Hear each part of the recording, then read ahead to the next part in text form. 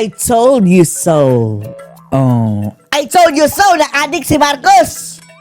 Oh, yan ang tila pinupunto ngayon ni Cathy Binag, mga kababayan, sa kanilang press conference na kung saan tinalakay nila, mga kababayan, ang kanilang mga rason kung bakit nagsampa sila ng impeachment case laban kay Ngagba, na ngayon naman, mga kababayan, pilit sinasabotahe na mga kakampi ng mga bangag, mga kababayan. Ayon pa dito kay Cathy Binag na eto na ang resulta sa kabangagan sa pagiging adik daw ni BBM, mga kababayan. Eto ang resulta na nagaganap sa ating bansa. Kurakutan, kamalasan, lahat ng kademonyohan, mga kababayang nangyayari. Dahil, sabi ni Cathy Binag, adik ang ating presidente. Sure na sure daw siya dyan, mga kababayan. At ang matindi pa, ang sabi ni Cathy Binag, mga kababayan, na napag-alaman niya na umaabot pa daw sa punto, mga kababayan, na nagpapatransfuse ng dugo itong si Ngagba para lang mawala ang droga. Parang mukhang dialysis, mga kababayan, something ganyan. Nagpapasalin daw ng dugo para alis daw yung mga pulburon sa dugo niya. Panoorin niyo po, ha? Basically, ang tagal-tagal na hong nananawagan din ng lahat ng mamamayan. Ever since 2024, lumabas po ako ng late 2020, mid-2024. At ako yung nagsabi, may problema ho sa paggamit ng illegal substance. Aroy.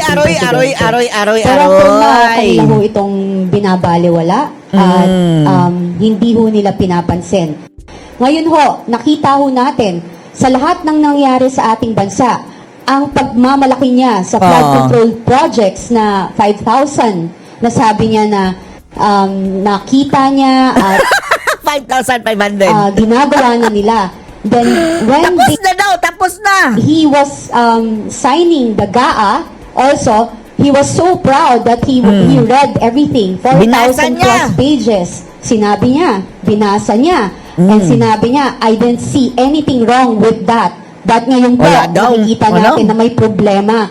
Kitang-kita, lantaran, from PhilHealth, sa lahat ho, ang program funds, PDIC, lahat na lang, di ba? Pati yung PDIC nga, yung ating ekonomiya ay magsasuffer with that. Kasi lahat po tayo, pag tayo na nag-aano sa bangko, yan po talaga yung ginagawa natin, no? So ngayon, with all that, makikita niyo po doon na may problema ho, na wala ho siya sa sarili. And I think talaga,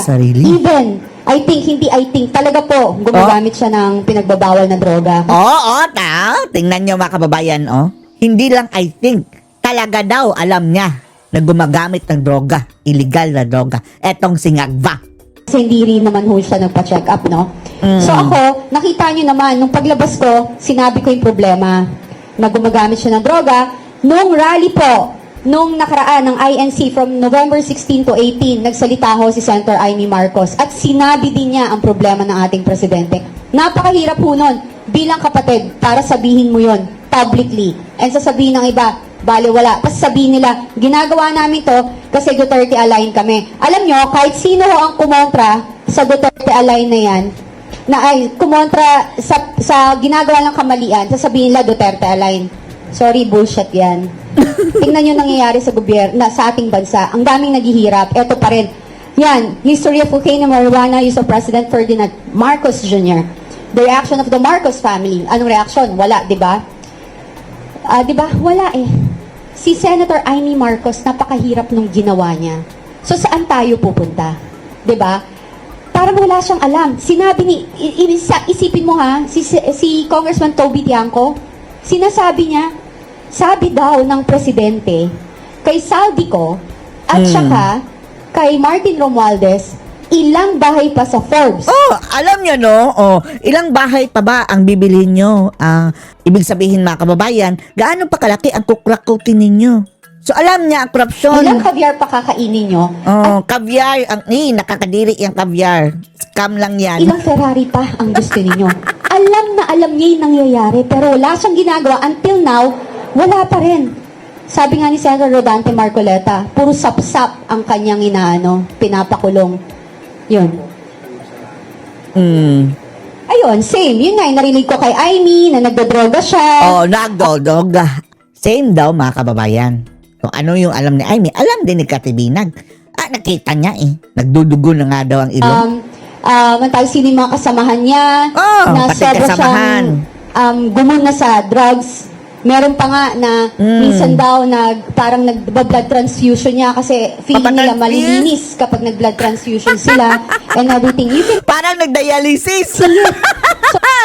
Nilinis ang pulburon sa katawan. Para talaga nagdialysis. Yun lang. Wala na akong ibang dapat sabihin dito. Yung kaganapan na nangyayari sa ating bansa, yung kahirapan na lumalaganap ay sapat na para makita natin ang kaguluhan. And etong hindi nila pagtanggap sa impeachment na to ay isang katunayan na kinokontrol nila ang naratibo na gusto nilang palabasin para sa mamamayan. Oh, Yung go sinabi Kat ni Binag, Cathy. go Kat Binag. The two of us were in the rally. She was one of the speakers. Siya nagsalita bago si Senator Amy. I was at Quirino Grandstand, nasa pagbuking baba ako. sa droga. We were shocked Yaka. when Senator Amy Marcos bared all dito sa alleged drug Amirin. use, cocaine Oh, use, and marijuana Naku na, ni hulog sa Presidente upuan. Ferdinand R. Marcos Jr. Ferdinand Detalyado R. po, Romualdez she was Marcos. close to tears when she was detailing it. Napakasakit Kuya ang Eddie. ginawa Oh. niya because she is the eldest sister. Sinabi niya sa amin doon that Bangag. ito para sa national interest ito. Bilang public official, hindi niya pwedeng itago ito. Pero masakit sa kanya. Sana kinumpirma mo na, Amy, nung pa, hindi pa nanalo. Kaso nga lang mga kababayan, ang kwento daw noon mga kababayan, nagparehab daw eh. Akala nila na sige, nagparehab na, baka nagbago na talaga, tuluyan ng umayos mga kababayan for the sake of the country, nasama-sama tayong babangong muli. So, binigyan ng benefit of the doubt, only to know later on, ayan mga kababayan, puro mga bangag Kasi kapatid niya mismo pinaggagawa. ang ibinulgar niya dito sa alleged cocaine and marijuana use. At ito ay labag, a betrayal of public trust because he executed an oath of office upon assumption Betrayal. of office. Di ba? Wherein, Public isa sa trust. mga sinabi niyang commitments doon is to faithfully execute the laws. Ano yung batas na nilabag ni President Ferdinand Marcos in using drugs? Allegedly. Illegal yung drugs eh. The Dangerous Drugs Act. Oh, isipin nyo lang mga kababayan, the mere fact na hawakan mo nga yung droga is illegal na mga kababayan. How much more kung gamitin mo pa? Bawal ang paggamit ng marijuana Oh. at Cocaine. ng cocaine. These are dangerous drugs. And being the chief implementer of the law, he should not have been doing that or engaging in that.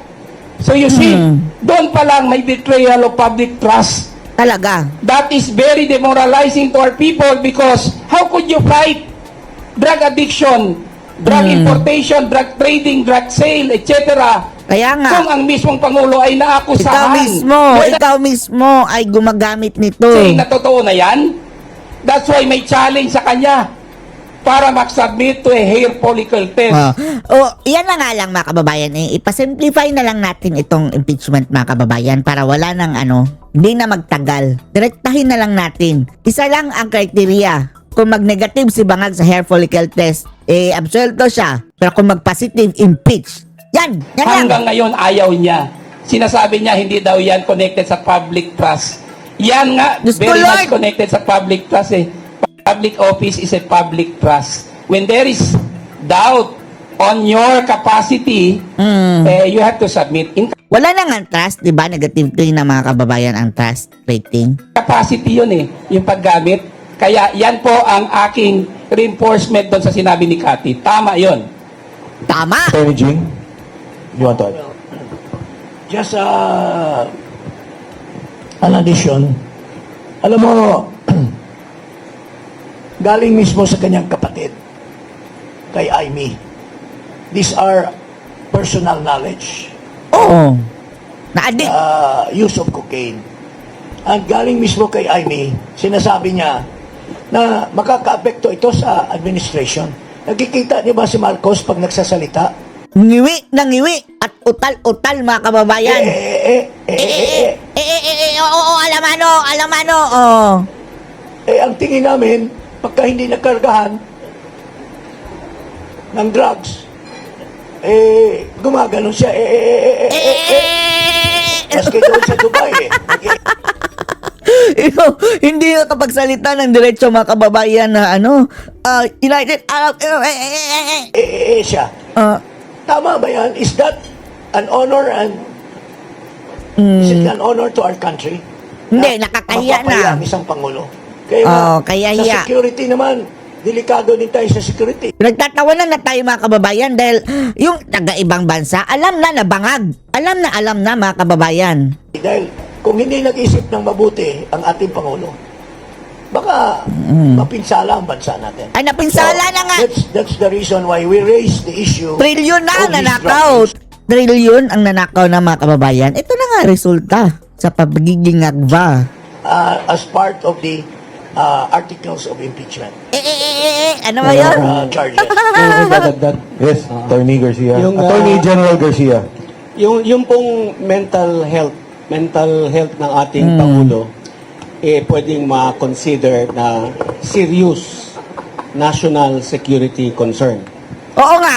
Ang nais ko lamang pong sabihin, very briefly, Serious the common security thread that concern. runs through all of these accusations is the policy of the present administration of bend the law. Bendalo! Why am I saying this? Some of this may not be included in the complaint, but in law, sa batas po, previous acts constitute pattern. Ayan, that will prove the allegations being made. Ano yung policy nitong administrasyon na to na bend the law, na napapunta kaya merong appropriated allocations na sinabi na ng Korte Suprema in the illegal. 2013 case of Belgica na unconstitutional. Eto po, tingnan nyo kung paano binibend the law. Kaya dapat pong matigil na to by removing the president. Nakasasabi Dali lang po na! itong mga kasama ko, yung kay Presidente Duterte. Eto pa, kung napansin nyo, even before that, for the first time in legislative history, mayroong committee hearing sa House wherein the council was physically prevented from advising his client. Ako yun, dun sa Quadcom. Again, for the first time in For the our first country's time. history, yung rules regarding the appointments and consideration of the JBC, inignore. Anong ginawa? Pagka may kaso, di ba, hindi pwedeng consider ng JBC. Anong ginawa? Just for the case of Remulla, Boying Remulla, tinanggal yung rule na Oo, Bendalo no. automatically docketed just to say na walang kasong docketed against Ombudsman Remulla Grabing pambebendang law. para ma-appoint siya. Break the law na yun. Hindi na bend the law yun. Breaking. Ano pa?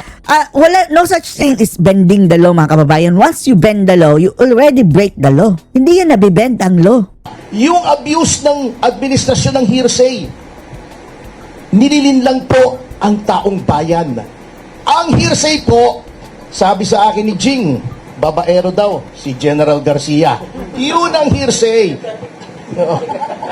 Pinotektahan ko na nga si Jing. Pumalag pa kayo, pabira naman kayo. Bakit nasali yung babaero?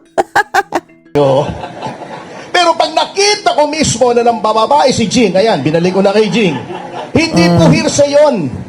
Kaya yung sinasabi ng hearsay si Saldico, hindi po. That is eyewitness testimony. Matibay po yun. Yung sinasabi nilang si Leviste ay dapat i-authenticate yung Cabral files, mali po yun. Mali yung po ginagawa ni yun. Bill Lacson. By the mere fact that a person was placed under oath in the BRC, Palusot yun eh. Tahudasan. Talaga. Sana mismo. Ang hearsay yung sabi ni sabi. Yan mga personal na mga kababayan eh. Personal knowledge. witness account po yun. Bendalo na naman. Yung bribery. ng mga Bendalo, kapatid ni Remulla, bendalo. inalokay isang bilyon, may inaresto mo yun.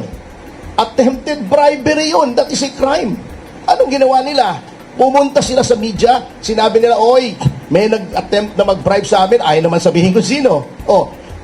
They were sworn to uphold the laws and faithfully execute the same. Bakit hindi nila sinunod yung batas? Yung restitution Dahil mga hudas sila. na sinasabi nilang dapat mag-restitution. Ito, very tricky to. I hope you will give me 5 minutes, Congressman. Alam nyo kung bakit tumututol po kami sa restitution? Ikikwento ko po sa inyo. Yun pong After, restitution, dapat yan, unang-una, after. wala po yun sa witness protection law. Pangalawa, yung restitution po, very tricky yun kung igagawin mo yung kondisyon for inclusion in witness protection. Bakit? Ako, nagnakaw ako ng 1 bilyon. Sabihin ko sa DOJ, boss, babalik ako ng 400 million. Iyo yung 200. Oo. Gamitin pa sa 400 ano? million ba ako? Witness Corruption. protection. State witness. Wala na akong criminal liability. Absuelto na ako. Aroy! Ngayon, sinasabi ni Fadulyon, pwede daw mag-agree ang DOJ sa restitution kung anong amount. Hindi po pwede. Why? Allowing a person who stole from government to keep part of the loot is a contract that is contrary to public policy and therefore null and void. Hindi po ako Null nagsabi niyan. and void. Yan ay nasa civil code. Look it up. Kaya po, in order to recover ill-gotten wealth, yung sinasabi ni Boying na, magtatawa na naman tayo niyan. Hindi natin ma-recover. Binigyan agad natin ng immunity. Hindi po. Mali po si Boying dyan. Meron pong provision for civil forfeiture of ill-gotten wealth. Paano po? Ang Office of the Solicitor General ang magpa-file sa korte. Bakit po sa korte? Sapagkat hindi mo basta pwedeng sabihin, hindi pwedeng sabihin ng DOJ, ang ninakaw mo ay 500 million, 600 million. Kukunin namin. That is deprivation of property without due process of law. Who determines kung magkano ninakaw? Ang korte. Ngayon sasabihin nila, mahirap sa korte. Hindi po mahirap. Unang-una, aside from the fact that that is the process provided for by law, kapag civil forfeiture po, there are two presumptions that are in favor of government. Number one, the presumption that all assets over and above the legitimate income of a public official is presumed ill-gotten. Siya ang magpatunay na hindi ill-gotten. Number two, since it is a civil suit, it is civil in nature. Preponderance of evidence lamang ang kailangan. Hindi proof beyond reasonable doubt. Kahit maabsuelto yung tao, pwede pa rin kunin because it proceeds independently of any criminal action for graft, plunder, malversation, etc.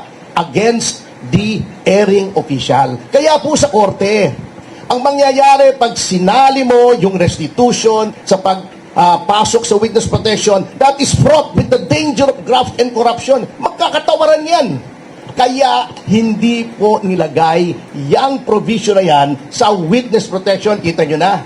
Pagkatapos, dinedefensa nila. Bakit? Gusto nilang, they want a piece of the action. O, di ba? Kitang-kita nyo eh. Kung bakit, binibendalo na naman yan. O, doon sa impeachment, bendalo na naman, kahapon lang. O, can you imagine? Sinabi na sa Section 3, Rule 2 ng Rules on Impeachment, ang Office of the SecGen. The SecGen is not the Office of the SecGen. The SecGen does not exercise all the powers. The SecGen does not bring the powers of the Office of the SecGen with him or her when they go abroad. At fundamental po with any office, any office in government, kapag umaalis yung hepe, may OIC. Bakit ayaw tanggapin ni Attorney Momoy? Salonga. Ba? Hindi, Moy, di ba? Haifa? Okay, whatever. Hindi ko nakakuha yung kasi namumutla kahapon kaya medyo hindi ko nakakuha nanginginig Okay, anyway. Tayo ba nag-file tayo sa hukuman ng kaso, kailangan nandun yung huwes?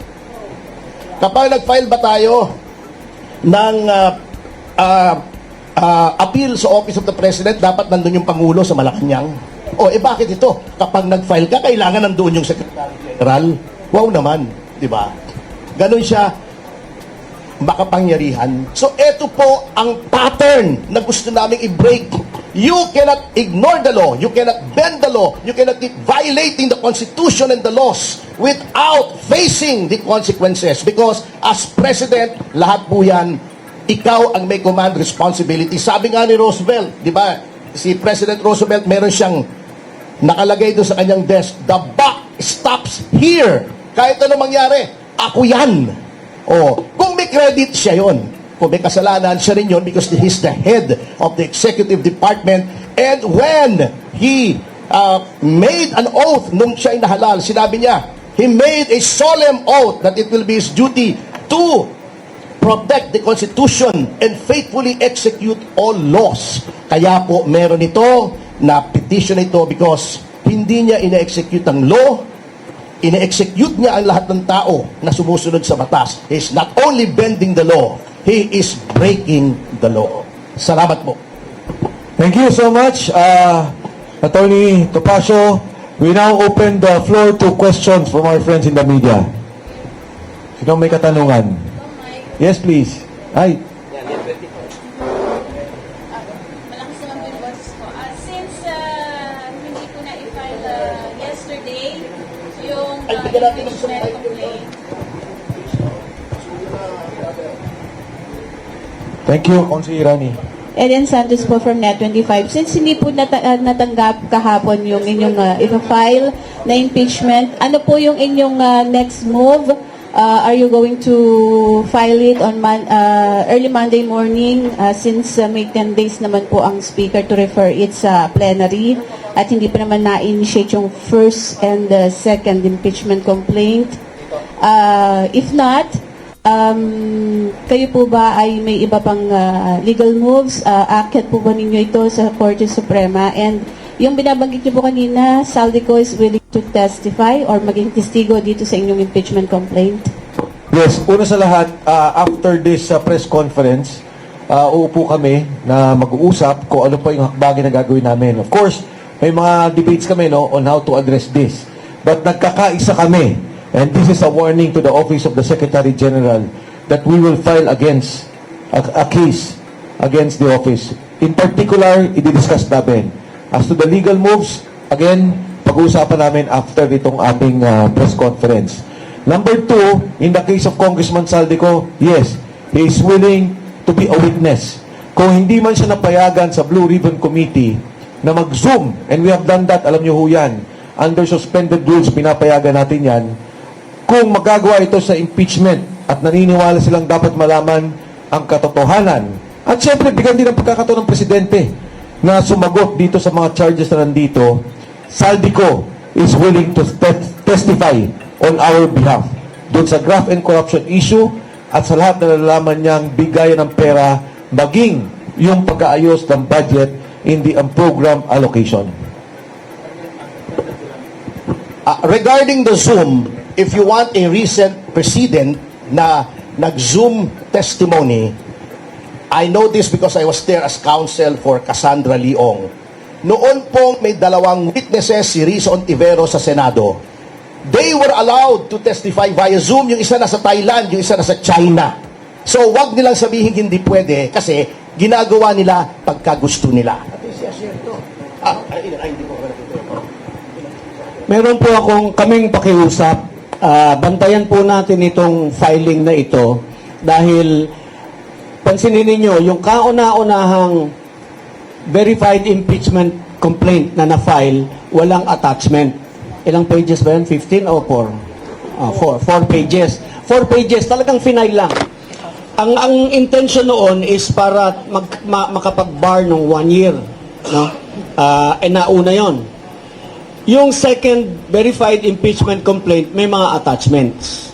That's good. Pero nakita nila kung gaano karami yung aming attachments, pati yung akala ko mani yung sinatal. Ang daming USB. So, we have all the documents, we have evidence, and I am sure, almost sure, gagawa sila ng paraan to defeat our complaint. Ang gagawin nila sa Monday is bibilisan nila kasi nasa office na ng speaker yung first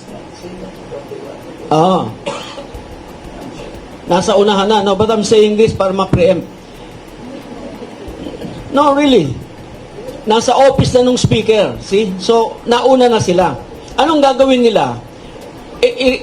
Ikakalendar na nila doon sa order of business. So, nauna na sa calendar. Yung sa amin, ihahabol pa lamang. Pag yun na i-refer sa Committee on Justice, there you are, it is initiated. Alright? Ano ba ang ibig sabihin ng initiated? Kasi one impeachment complaint, initiated lamang.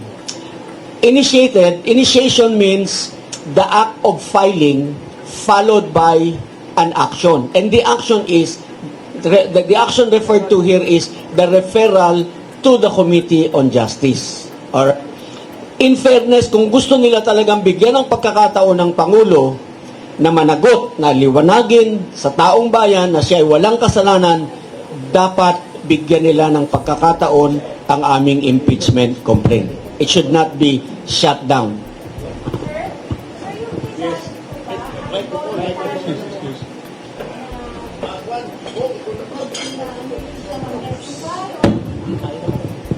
Did you convince him to testify? Sir, yung pong kay Zaldico, was he voluntarily offered being the state witness, o kayo po ay nagkumbinsi sa kanya mag-state witness? Nung malaman ni Saldico na mag-file ng impeachment complaint at lalo't malaman niya na pinlock, he is willing to testify to enhance the impeachment complaint we have filed. Ang sabi niya, nung nga sa Senate, gusto na niya sa Blue Ribbon Committee, hindi siya pinayagan. Inaasahan niya at inaasahan namin na dito sa impeachment complaint ay papayagan siya mag-testify. I just want to add, sinasabi ni Ferdy, ang masahol nito yung si Bernardo. Kasi hindi lang 20 billion ang kinita niya, kilalang kilala ko yung asshole na yan eh. Hindi lang 20 billion pero mukhang nagkasundo na sila ng DOJ na 1 billion lang babalik. Kaya nga tama yung sinasabi that it should be the court who shall decide magkano talaga ang ibabalik. Kasi magdududa tayo na nagkaayusan na ang DOJ at ang testigo. Okay? Mike, Yeah, go ahead. can you give us details on your communications with Zaldico? Did he call you? Did you call him? What was the purpose of the call? Etc. At a proper time, I will divulge. Pero ang primary sa akin is that he is willing to testify before the committee when asked. Kasi very critical yung kanya eh. As pointed out by Attorney Topacio and all the lawyers here, personal knowledge yung kanya. Nag-deliver siya nung sa 25 billion, nag-deliver siya sa Tamarind nung 800 and 200 million. Hindi, iba pa yun. Iba pa yung kay Yusek Bernardo at yung mga deliveries ng pera. So, at the proper time, Tina, magsasalita ako dyan, I will divulge it. Of course, alam kong critical na malaman sino ba lumapit, sino ba nagsalita, at ano yung kanyang interest to present. But what is important here, I think more importantly, is that Saldico is very critical. Sabi nga ni Harold, isang sindikato to na may nagsalita na at nagtuturo. Importanteng malaman natin ang katotohanan dito. Kung walang alam si Presidente, sinasabi niya hindi siya tumatanggap, tingnan natin, ipaliwanag niya. Pero Saldico is very clear about it and very direct on the bribery at yung pagbibigay niya ng delivery ng pera kay Pangulong Bongbong Marcos. Clarification lang. Saan siya magte-testify? Blue Ribbon? Or sa impeachment sa House Committee on Justice? Sa impeachment complaint, Tina. Once inalaw nila to and we are given a chance to consolidate and to have the witnesses, Saldico will be one of our major witness. I-add ko lang bakit si Saldico is the best witness sa kickbacks issue ng aming complaint.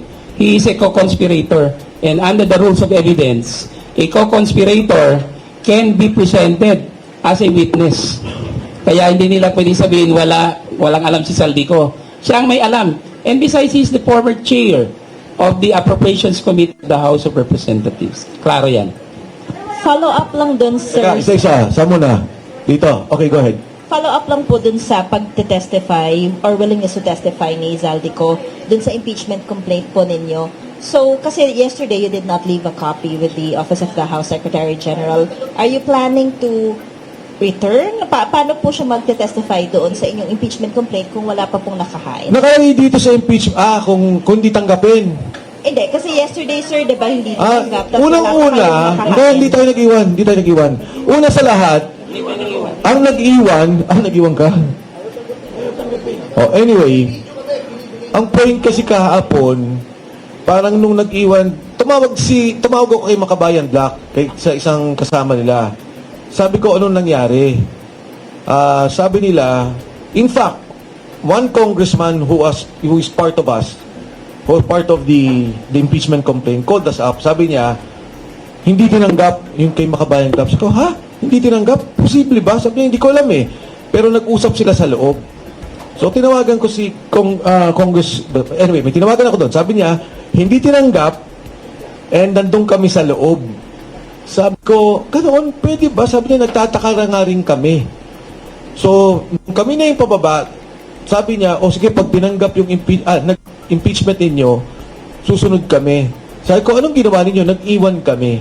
Sabi nila sa amin, anong gagawin ninyo? Sabi ko, kung mag-iiwan kami, walang saysay dahil baka ibasura lang nila. No one wants to sign, no one wants to recognize. Although, magaling naman yung mga abogado natin, we took video, we took photos to show that we were there. In fact, si Atty. Manny nga, nilalapag yung mga papel namin, pati evidence, sabi ko, Atty. Manny, ba't mo ginagawa yan? Paano kung hindi tanggapin? Which nangyari nga. Hindi nga tinanggap. So, saang complaint, you mean you're going to refile it before the office? Pag-usapan namin after nito. What action to take? Okay, I-add ko lang yung ginawa namin, as explained by former Congressman Secretary Mike, we tendered the complaint. Kaya nilatag namin may ebidensya pati yung complaint. In the constitutional sense, not physical, legal, we have already submitted a complaint. In the constitutional sense, may constitutional violation si Secretary General Garapil.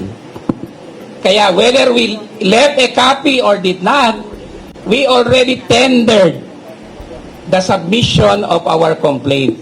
Now the ball is in the hands of Garapil, and we will file charges against her. Okay.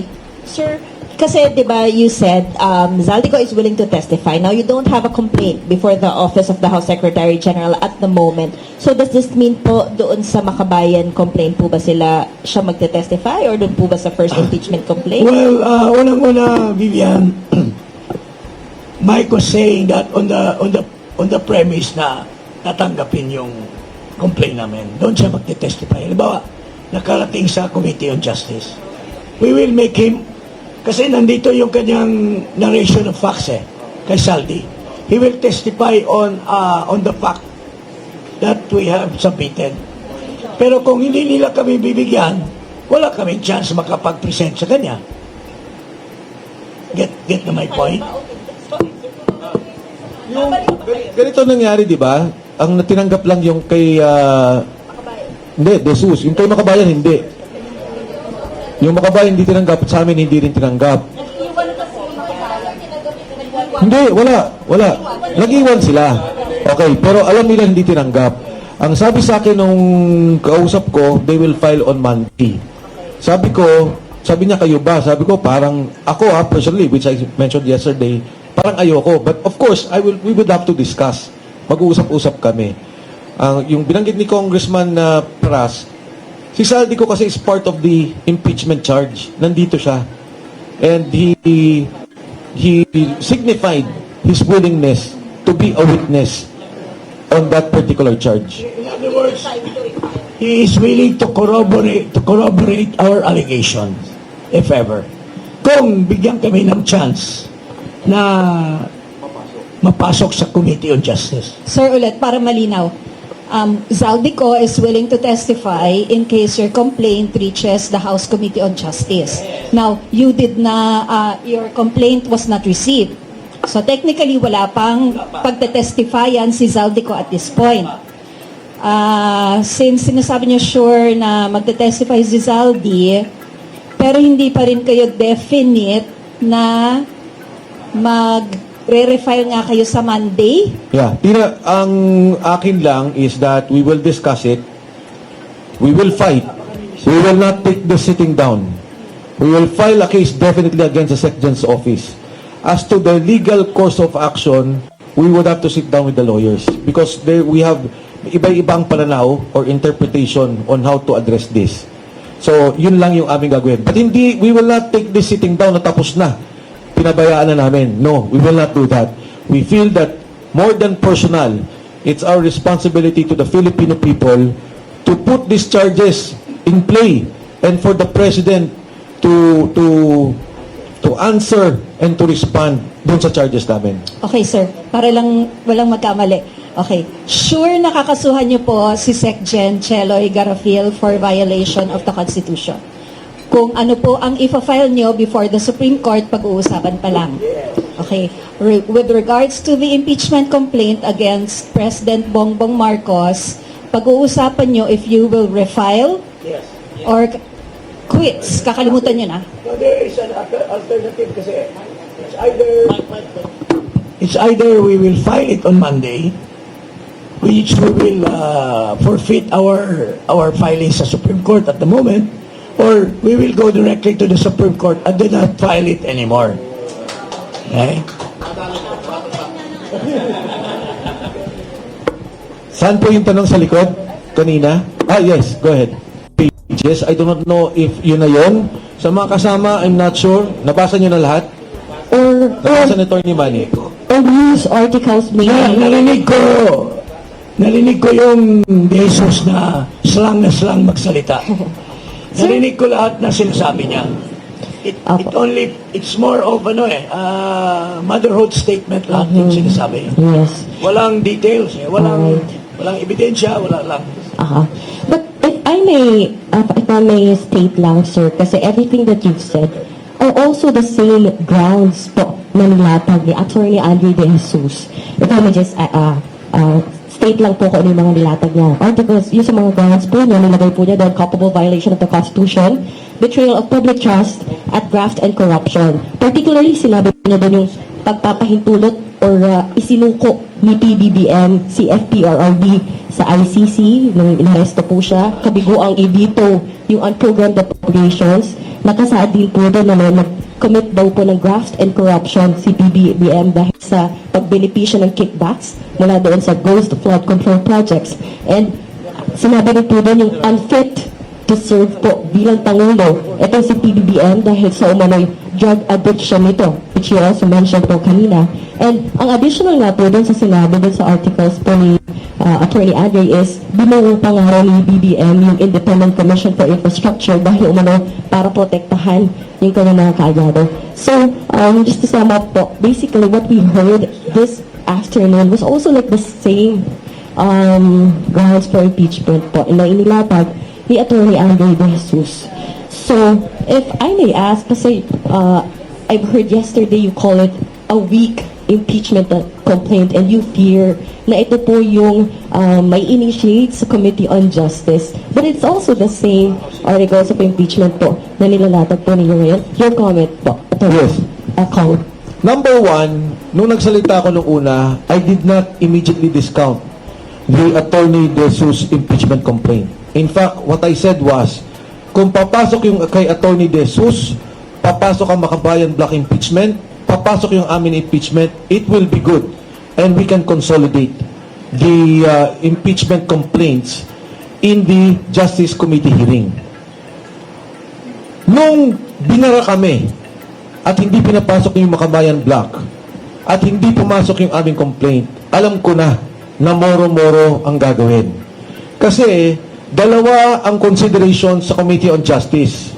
There is form and there is substance. So pwedeng pumasok siya sa form as motherhood statement saying all this, all that, but without substance, without evidence, without proof to show yung assertion mo, then it will also be dismissed by the Committee on Justice. So very, very critical sa akin yung action na ginawa ng Secretary General's Office. And I'm saying now, because of that action, in totality, hindi lang ang Speaker of the House, kundi ang presidente mismo involved sa pag-block ng impeachment complaint na ito. Ayaw nilang pakinggan at ayaw nilang sagutin yung hinain ng taong bayan. Lahat tayo dito, involved sa graft and corruption, lahat galit. Anong sabi ngayon ng survey? 68% want the impeachment complaint. Lahat gustong malaman ano ba ang ginawa ninyo. Sino ba ang accountable dito? Why did you block us all of a sudden? For a ministerial procedure. Pumunta ka ngayon kahit anong opisina dyan sa City Hall, katapat natin. Magbigay ka ng sulat, i-receive ng mga opisina ng konsihal. Pumunta ka sa mayor's office, i-receive ng mayor's office. Dito, binabaan kami. Attorney Salonga, executive director. Sabi ko, can you receive? I cannot. Can anyone receive? Kahit ministerial yung taon yung nasa harapan, they cannot. It is not only that they are not authorized, but they are rejecting our submission. Walang gustong tumanggap. So I'm saying now, that is a scam. The De Jesus impeachment complaint is a scam. It does not only involve the Secretary General's office, it involves the leadership of the House and the President himself. Thank you. Just want to add, the proper term in law is implicate. It implicates the highest official of the land, the Speaker of the House, the Secretary General, and their cohorts or co-conspirators. This is the first time that this happened. Nung Bautista impeachment, hindi kami blinak. Inaccept ang aming impeachment complaint. Walang sekje nun. Ang deputy ang nag-accept ng aming impeachment. Kaya may president sa House. Kaya ang ginawa nila sa amin ay paglagpastangan sa konstitusyon at yun ang magiging mitya ng kanilang additional na pananagutan. I would like to congratulate our people for siding with us. That 68% na accent ng tao sa survey ng Tangere ay indication na gusto ng karamihan ng Pilipino ng katotohanan. Gusto nila malaman ang katotohanan. Please don't block, Mr. President, the impeachment proceedings para maklear ho kayo. Otherwise, magiging mancha po yan sa inyong administrasyon at baka mapasagot kayo sa ibang paraan. Thank you. Yes, go ahead. Sir, just in case po na, okay, nakalusot yung inyo pong impeachment complaint sa Justice Committee, pero hindi nila tanggapin si Zaldico as your state witness, meron pa ba kayong ibang personalities na pwedeng ipantapat as a state witness kay Zaldico? As it is, when we file the impeachment, yung evidence namin can stand. Yun na yun. Kung ano yung final namin, the evidence stands. Kung meron pang, at sigurado kung marami pang lalabas, of course, it can happen. If you recall in the impeachment proceedings of, well, at that time, kay Erap Estrada, there were additional witnesses who came out. Pero dito, it will stand. Even in the House Committee on Justice hearings, may ebidensya na kami at may mga lalabas pa na maaaring mag-testify doon sa mga sinasabi namin dito. Politiko rin? Politiko po ba yan? O na mga officials, na dating officials? Ayoko na mag-dwell doon sa hulaan. Basta sa akin, ang sinabi ko lang is, in particular, kasi si Zaldico, ang main na lumalabas, di ba, on the graft and corruption, that he is willing to be a witness for us. As to the others, andito na ho yung aming ebidensya at kung may karagdagan pa, handa po kami.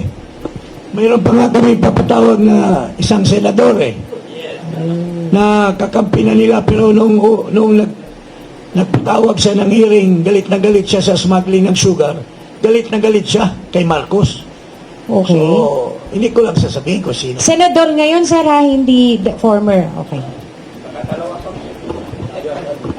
Basically, the reason why this honorable gentleman, Nax, ba, nag-decide sila na mag-file, tas sumama kami, is because yung mga tao kusang loob na nag-volunteer na magbigay ng mga ebidensya.